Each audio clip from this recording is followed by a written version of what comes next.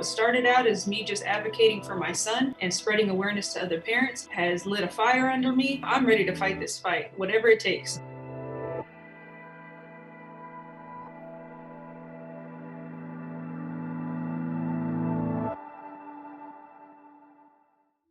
My name is Dani Elliott. I'm from Colorado Springs, Colorado. It was the third day of district learning for my son at Grand Mountain School. He was playing with a toy gun that said Zombie Hunter across the front. It's important to mention that my son does have ADHD, so fidgeting for him and moving around and getting distracted very easily, that's not something uncommon. That's just the nature of the diagnosis. I received an email about 10:17 from his art teacher stating that Isaiah was very distracted during class and he had a problem playing with, in her words, she said, assumed to be a toy gun. I then responded to her immediately and I told her, I can assure you it was just in fact a toy gun. However, I will talk to him about his distracted behavior. At about 12:06, according to the police report, the sheriff's deputies were dispatched to the school to review the footage and to talk to the vice principal. And it wasn't until 1:41 that the principal called me to notify me that the police were on their way to my home to do a health and welfare check. There were several issues that I felt were very inappropriate, that were illegal, and a gross overreach of their authority.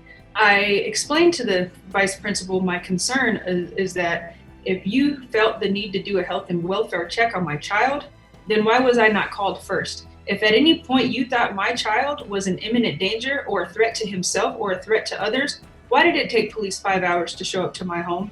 And then if it was just supposed to be a health and welfare check, when you came and you saw and verified that it was in fact a toy gun, why did you still threaten to press charges against my son?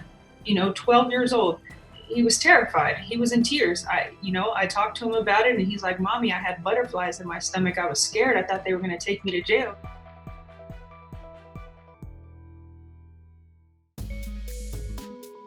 I think that this particular instance was just a symptom of deeper rooted issues. We have the criminalization of children. Before they even reach the age of 18, they're having criminal records on them for things that children do. Now my son has an informational file down at the police department. Now he has the record on his school record stating that he brought a facsimile of a gun to school.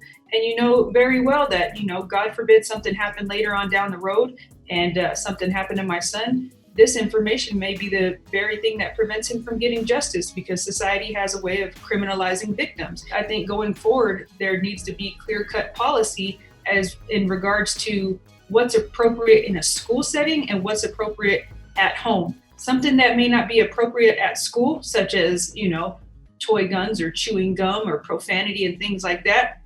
Who is the school to tell us what we can and can't have in our homes, especially when they are perfectly legal? I could have been easily burying my son today, planning a funeral for my son because of their negligent actions. And when we tried to explain those factors to them, the principal, Brian Pohl, told me that he doesn't see race. He said, in fact, I have a black nephew, as if that were to make anything better. When I talked to the superintendent, he kept mentioning the term, we're in uncharted waters right now. We're just all trying to figure it out. But that's no excuse for what they did to my son. Because again, had he been in imminent danger, had they had his safety at the forefront of their minds, they would have called me first and they would not have had the cops come 5 hours later and then threaten to press charges.